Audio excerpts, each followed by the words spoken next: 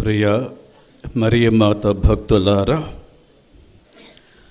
నవదిన ప్రార్థనలలో ఈరోజు మనం మొదటి రోజు ప్రారంభించాము. ఈ సందర్భంలో తల్లి మరియను ఏ కోణములో చూడాలో మనకు ముందుగానే తెలియపరిచారు. తల్లి మరియను ఎన్నుకోబడిన ఇశ్రాయేలు కుమారి ఈ కోణములో చూడాలి. ఎన్నుకోబడిన ఇశ్రాయేలు కుమారి. ఇక్కడ ప్రధాన అంశము ఎన్నుకోబడిన వ్యక్తి. ఎవరు ఎన్నుకున్నారంటే, మనం ఆది కాండములో ముందుగా చూడమని దేవుని వాక్యం మనకు ముందుగా నేర్పింది. ఆది కాండములో 12వ అధ్యాయములో 3వ వచనం మనం చదువుకుందాము. నిన్ను దీవించు వారిని నేను దీవింతును, నిన్ను శపించు వారిని నేను శపింతును, నీ ద్వారా నేను సమస్త జాతి జనులను దీవింతును. యెహోవా దేవుడు పితామహుడైన అబ్రహాముతో చెప్పిన మాట, ఇచ్చిన అభయం. అబ్రాము, ఇదిగో నిన్ను దీవించే వారిని నేను దీవిస్తాను, నిన్ను శపించే వారిని నేను శపిస్తాను. ఎవరైనా నీ మేలు కొరితే వారికి నేను మేలు చేస్తా. నీకెవరైనా కీడు తలపెడితే వాళ్ళకి నేను కీడు తలపెడతాను. అంతేకాదు సుమ, నీ ద్వారా నేను సమస్త జాతి జనులను దీవింతును. ఎంత చక్కటి మాట కదా! నీ ద్వారా, నీ మూలమున నేను సమస్త జాతుల వారిని దీవించదను. నీవు ఎవరికైనా దీవెన కారకుడవైతే, నీవు ఎవరికైనా దీవెన కారకురాలవైతే నీకు సంతోషమా లేదా దుఃఖమా? చెప్పండి. నీ వలన ఒక కుటుంబం బాగుపడింది, నీ వలన ఒక ఊరు బాగుపడింది అనుకుందాం. లేదా నీ వలన నీమో ఒక ఊరు పాడైపోయింది, ఒక కాపురం కూలిపోయింది. ఏం కోరుకుంటావు నీవు?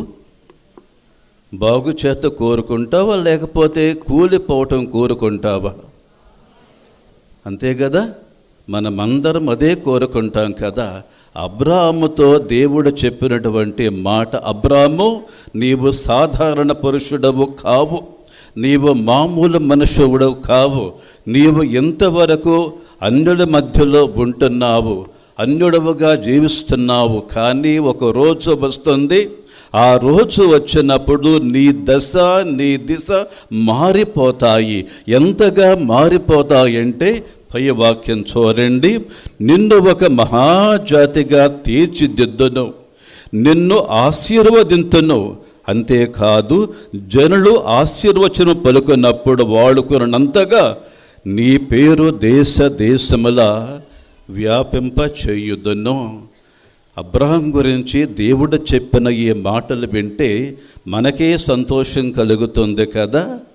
మరి ఒకవేళ నీ గురించి నీతో దేవుడు ఇదే మాట చెప్పాడనుకోండి, జనులు వాడుకునేటంతగా నీ పేరును నేను దీవిస్తాను, హెచ్చిస్తాను అంటే నీకెంత సంతోషం.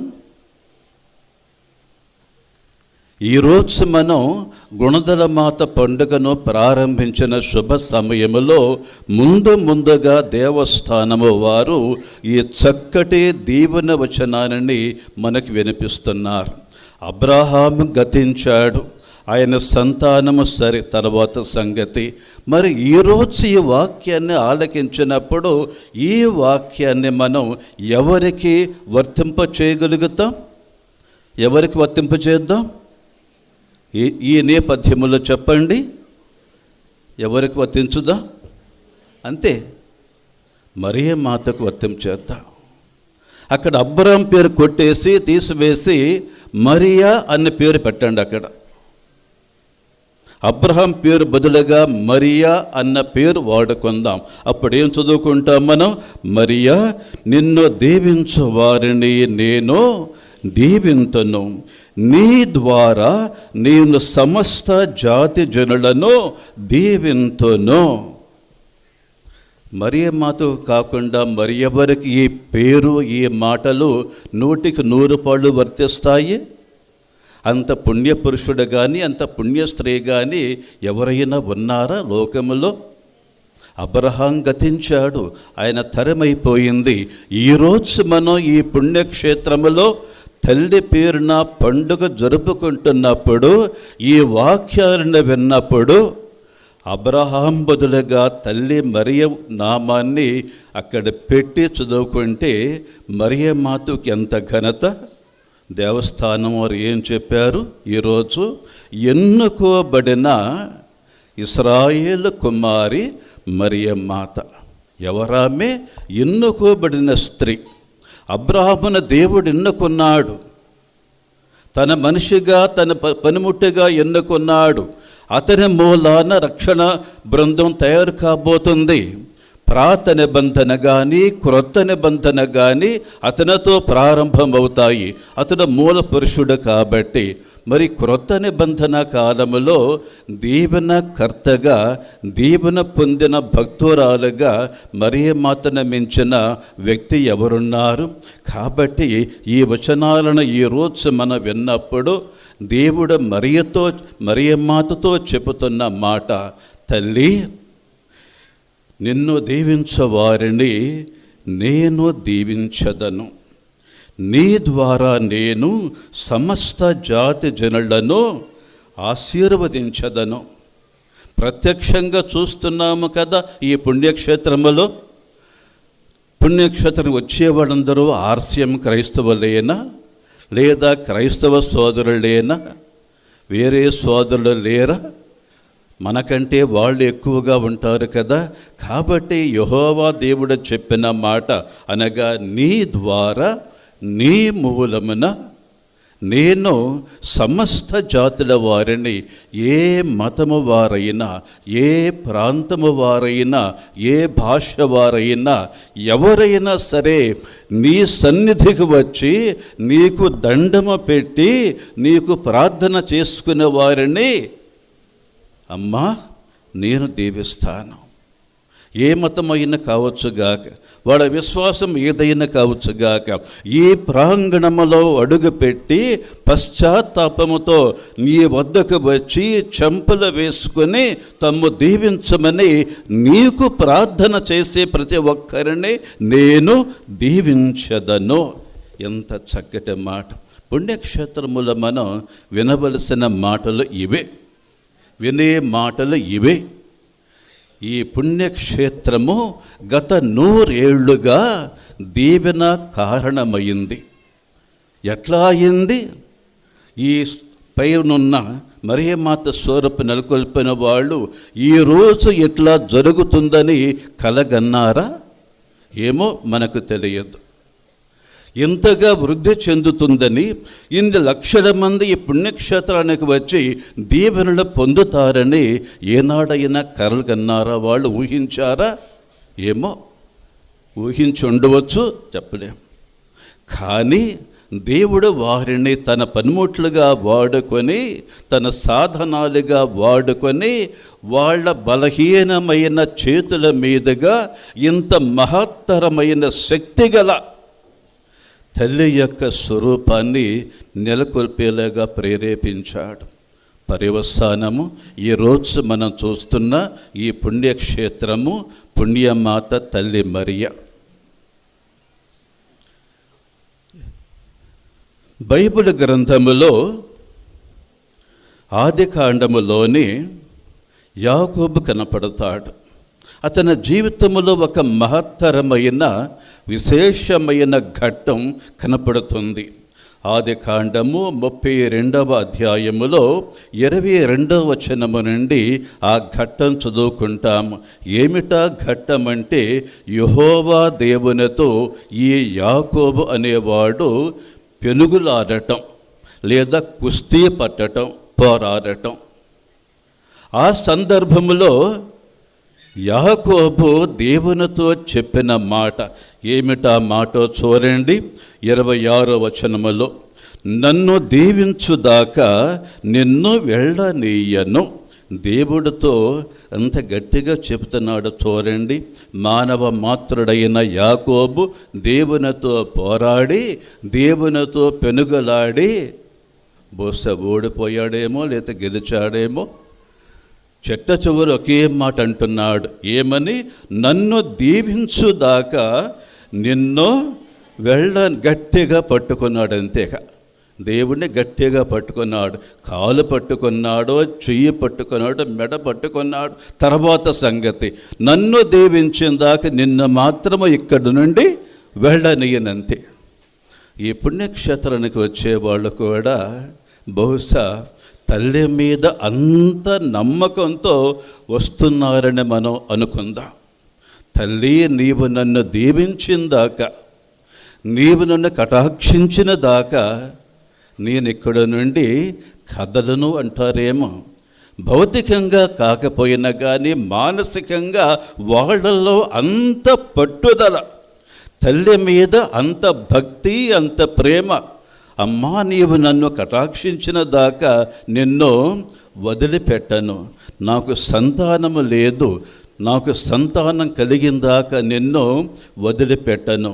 మా కాపురములో కలతలు ఎన్నో వస్తున్నాయి. ఒకే ఇంట్లో ఉంటున్నామన్న పేరే కానీ ఇద్దరి మధ్యన సఖ్యత లేదు, సంతోషము లేదు. మా ఇంట్లో శాంతి, సమాధానము, సఖ్యత అనుగ్రహించిన దాకా నేను ఈ స్థలమున విడిచి వెళ్ళను అనుకుంటున్నారేమో భక్తులు. వాళ్ళ మనసులో ఏముందో మనకు తెలియదు కదా. దేవుడు భక్తుడికి లేదా భగవంతుడు భక్తుడికి లొంగిపోయి యాకోబు కోరినట్లుగా ఆ యాకోబుని అనుగ్రహిస్తాడు, ఆశీర్వదిస్తాడు. ఇక్కడ మరియమాత కూడా ఆ యాకోబులాగానే దేవునికి ప్రార్థన చేసి తన వద్దకు వచ్చిన భక్తులని, తనను ఆశ్రయించిన భక్తులంటని దీవించు తండ్రి అంటూ దేవునికి మొరపెడుతుంది.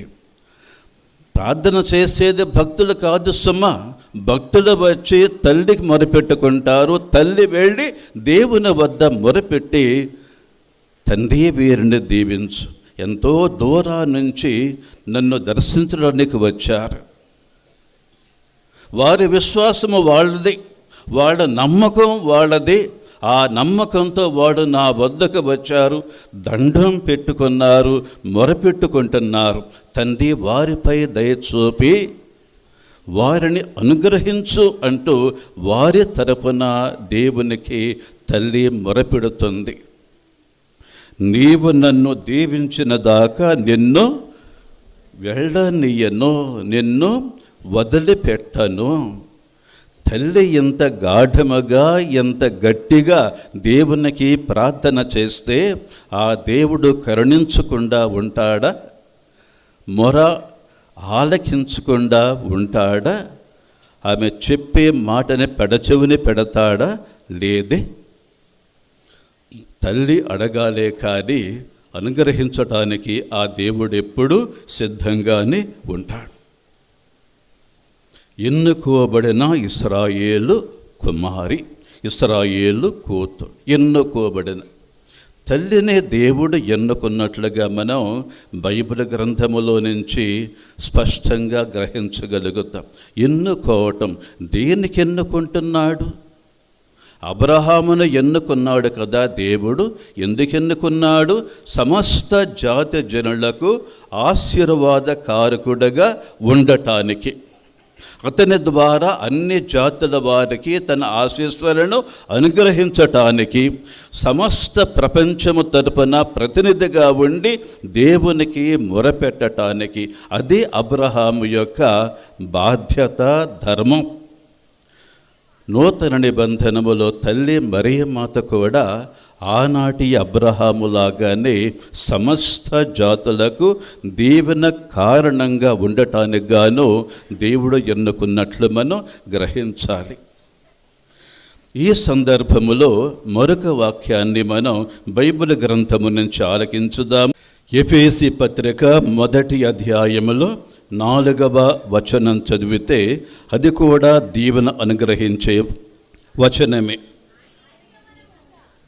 అమ్మా, ఆయన ఎదుట దేవుని ఎదుట మనము పవిత్రులముగాను నిర్దోషులముగాను ఉండుటకు లోక సృష్టికి పూర్వమే ఆయన మనలను క్రీస్తునందు తన వారినిగా ఎన్నుకొనెను. ఎట్లా ఉండాలని దేవుడు ఎన్నుకున్నాడు? ఎట్లా ఉండాలని? మనము పవిత్రులముగాను నిర్దోషులముగాను ఉండుటకు. పౌలు గారు ఎఫెసు సంఘానికి వ్రాస్తున్న ఈ పత్రికలో క్రైస్తవులంటే ఎవరు, నువ్వు ఎందుకు క్రైస్తవుడవు లేదా క్రైస్తవురాలవి కావాలి అంటే ఈ ఉద్దేశం చెబుతున్నాడు. రెండు బాధ్యతలు: పవిత్రులముగాను నిర్దోషులముగాను ఉండుటకై. ఎట్లా ఉండాలి క్రైస్తవులు? పవిత్రులుగా ఉండాలి, నిర్దోషులుగా ఉండాలి. నిర్దోషి, దోషము లేనివాడు. ఎవరి ముందు దోషము లేనివాడు? మనుషుల ముందా, దేవుని ముందా? అది దేవుని ఎదుట మన నిర్దోషులముగా ఉండాలి. ఎందుకని? దేవుడు హృదయాంతరంగానే చూడగలిగేవాడు. మనుషులను చూడలేము. మనిషి పై చూడగలడు, అంతే. కానీ దేవుడు మాత్రము ఈ దేహములో ఉన్నటువంటి ఆ గుండె లోతుల్లోకి తేటగా చూడగలడు. దేవుడు నా రూపాన్ని మాత్రమే కాదు, నా హృదయాన్ని కూడా చూడగలుగుతాడు. నా హృదయము ఎట్లా ఉంది, నిష్కల్మషంగా ఉందా లేకపోతే మురికిగా ఉందో ఆయన మాత్రం చూడగలడు. కాబట్టి వాక్యము ఏమి చెబుతుంది? దేవుని ఎదుట మనము నిర్దోషులముగా ఉండాలి, మనుషుల ముందు కాదు. అది పై నాటకమవుతుంది. నాటకాలు వేసేవాళ్ళు కారు. నిజంగా హృదయపూర్వకంగా దేవుని ఎదుట దేవుని ముందు నిర్దోషులుగా ఉండటానికి. రెండవది పవిత్రత. ఇది దైవికమైన గుణం. మనుషులకు సాధ్యపడని గుణం ఇది. దేవుడు అనుగ్రహిస్తే తప్ప, దేవుడు ఇస్తే తప్ప మనం పవిత్రులముగా ఉండలేము. మంచివాళ్ళంగా ఉండగలుగుతాం.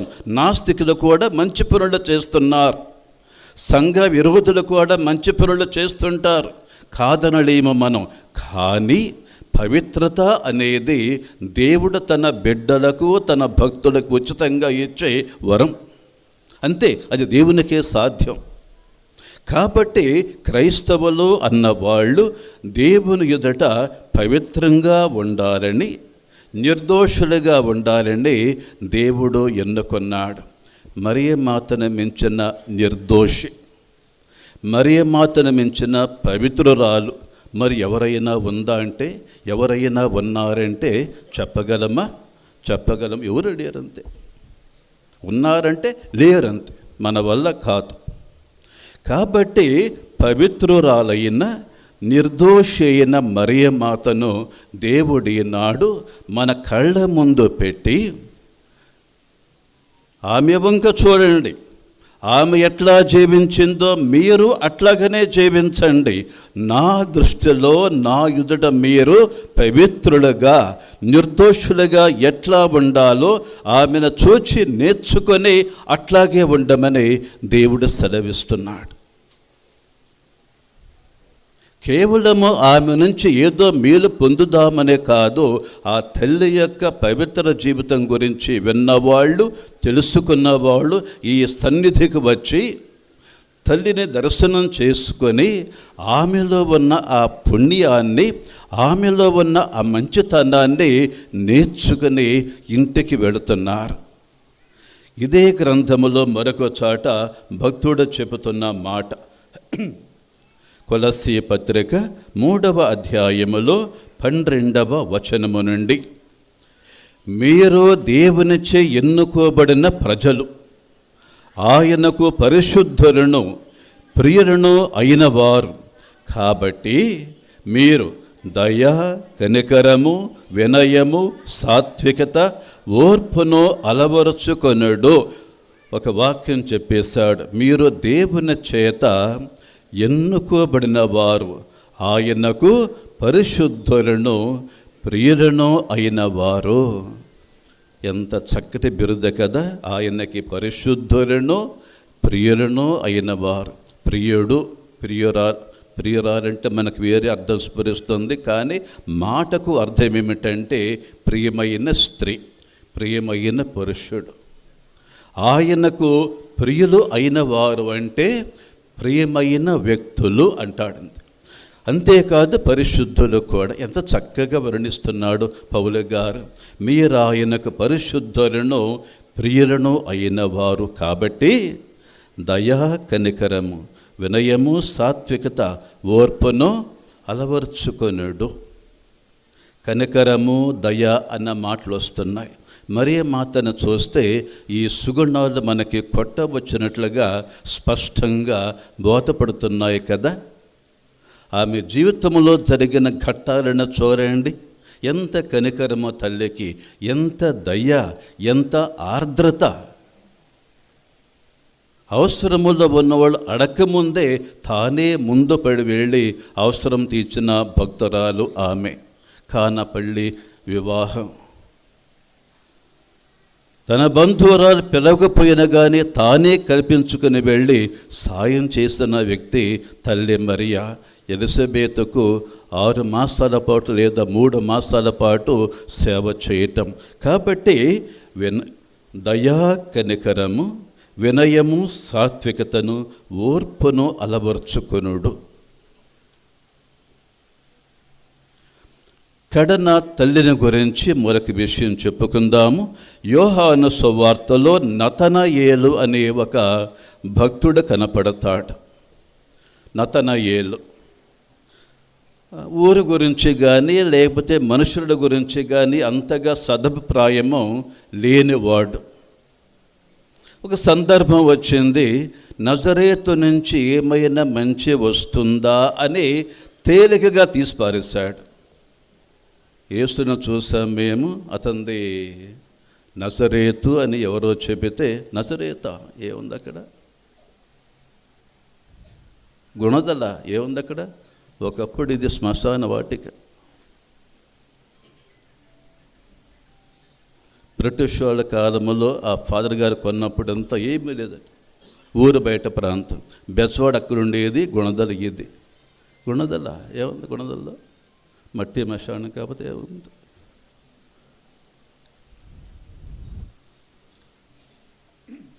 కానీ ఆ బొందల తెప్పే ఈరోజు పుణ్యక్షేత్రమైంది. నజరేతు నుంచి మంచి ఏమైనా రాగలదా అంటూ ఆనాడు నతనయేలు అడిగితే, నువ్వేవచ్చు చూడయ్యా, నేను చెప్పడం ఎందుకన్నాడు. ఆ సందర్భంలో ప్రభువైన యేసు నతనయేలుని గురించి ఒక చక్కటి మాట చెబుతాడు. నతనయేలు రావటం చూసి, ఇడుగో కపటము లేని నిజమైన ఇశ్రాయేలీయుడు. ప్రభువు చెప్పిన మాట, కపటము లేని నిజమైన ఇశ్రాయేలు. 2 మాటలు, కపటము లేని, రెండవది నిజమైన అచ్చమైన ఇశ్రాయేలు. ఒక సాధారణ మనిషి ప్రభు మెచ్చుకొని చెప్పిన మాట. ఇదే మాటని స్త్రీలింగంలో వాడుకుంటే, కపటము లేని నిజమైన ఇశ్రాయేలు కూతురు ఎవరు?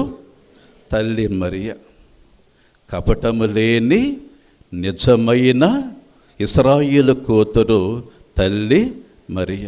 గుణదల ఏముందక్కడ? ఏముందక్కడ?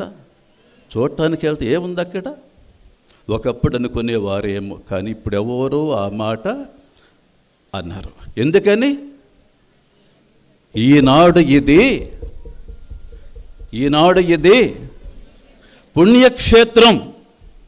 దేవుని తల్లి అయిన మరియ మాత పేరున వెలసిన పుణ్యక్షేత్రం. పాపులు కావచ్చు, పుణ్యాత్ములు కావచ్చు, మంచివాళ్ళు కావచ్చు, చెడ్డవాళ్ళు కావచ్చు, ఎవరైనా కావచ్చు, నమ్మకంతో ఈ క్షేత్రములో అడుగుపెట్టి చెంపలు వేసుకొని, అమ్మా నన్ను నాపై కరుణించు, నన్ను అనుగ్రహించంటే తల్లికి దండం పెట్టుకుంటే ఆత్మలో శరణ పొంది, ఆత్మలో నెమ్మది పొంది ప్రశాంతంగా సంతోషంగా ఇంటికి వెళుతున్నారు. గుణదల్లో ఏముంది అని అనుకున్న వాళ్ళే, నవ్విన వాళ్ళే నోరు మూసుకుంటున్నారు. అన్యథా ఇదో అనుకున్న వాళ్ళు వచ్చి ఈ స్థలం మహిమను చూచి తల్లి యొక్క పుణ్యం చూసి అచ్చరు పొంది సంతోషంగా ఇంటికి వెళుతున్నారు. ప్రభువునందు ప్రియ సోదరులారా, నవదిన ప్రార్థనల్లో సంతోషంగా పాలు పంచుకొని రాబోయే నవదిన ప్రార్థన 8 రోజులు, ఆ తర్వాత రాబోయే 3 రోజులు మనకు మాత్రమే కాదు, అందరికీ, సమస్త జాతుల వారికి దీవెనలు కల్పించే, దీవెనలు అనుగ్రహించే సుదినాలు కావాలి. మనము మాత్రమే కాదు సుమా, వచ్చేవారికి అందరికీ ఈ తల్లి రాబోయే సంవత్సరాలలో ఇంకా ఇంకా వృద్ధి చెంది వచ్చేవారికి భౌతికంగాను, మానసికంగాను, ఆత్మీయంగాను మేలు చేసే పుణ్యక్షేత్రముగా ఇది ఇంకా ఇంకా అభివృద్ధి చెందాలని మనవంతుగా ప్రార్థన చేద్దాము. పుణ్యక్షేత్ర అధికారులతో, అధిష్టాన వర్గం వారితో మన వంతు సహకారం మనం అందించుదాం. తల్లి దీవెనలు మీకు సమృద్ధిగా లభించాలని ప్రార్థన.